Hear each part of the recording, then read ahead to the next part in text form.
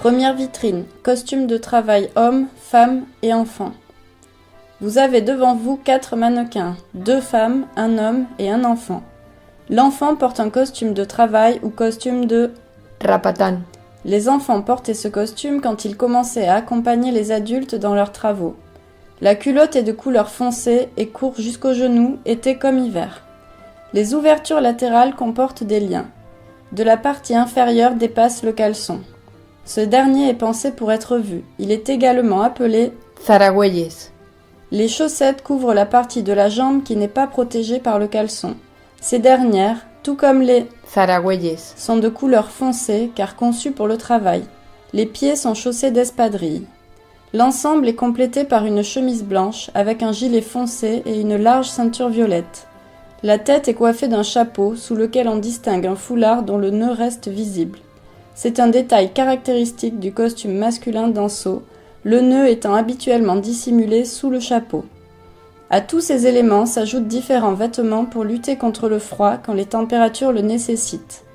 Et voici notre petit Rapatán. prêt pour accompagner le bétail en montagne. L'homme qui se trouve à côté porte un costume presque similaire. Ses jambes sont protégées du froid et de la neige par des guêtres appelées Peazos. Il est chaussé de sandales appelées Abarcas. Pour l'aspect pratique, il porte différents accessoires. Un bâton de berger, une sacoche et une calebasse pour transporter un liquide quelconque. Toujours dans cette vitrine se trouvent 2 femmes assises. Toutes deux portent le costume de travail avec quelques différences. La femme de droite est en train de filer la laine. La robe qu'elle porte s'appelle Basquinia. La laine utilisée pour la fabriquer était tissée dans le village. Cette robe est divisée en 2 parties. La partie supérieure est le corsage. Il est petit et noir. Le reste du vêtement est la jupe. Elle est de couleur verte et n'est pas plissée devant mais à l'arrière. Les plis sont en éventail pour un meilleur maintien. La jupe était retroussée pour travailler. Quand elles faisaient la lessive à la rivière, les femmes ramenaient le bas de la Basquinia. vers l'arrière pour éviter qu'elle ne se mouille. Cette partie était appelée Ocodón. Elles étaient ainsi vêtues, qu'il fasse chaud ou froid, sauf en de rares occasions. Quand elles fauchaient dans la montagne, le travail étant particulièrement rude, il leur arrivait de l'enlever. Vous pourrez revoir la Basquinia. au cours de votre visite, car ce n'était pas seulement un costume de travail, mais aussi de fête, les plus usés étant réservés aux travaux ordinaires. En dessous, elles portaient un jupon.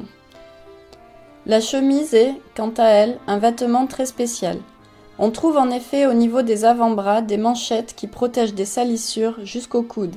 Ces dernières sont mieux visibles dans la prochaine vitrine. Sur l'épaule droite repose un scapulaire, objet de dévotion catholique porté essentiellement par les femmes et les enfants.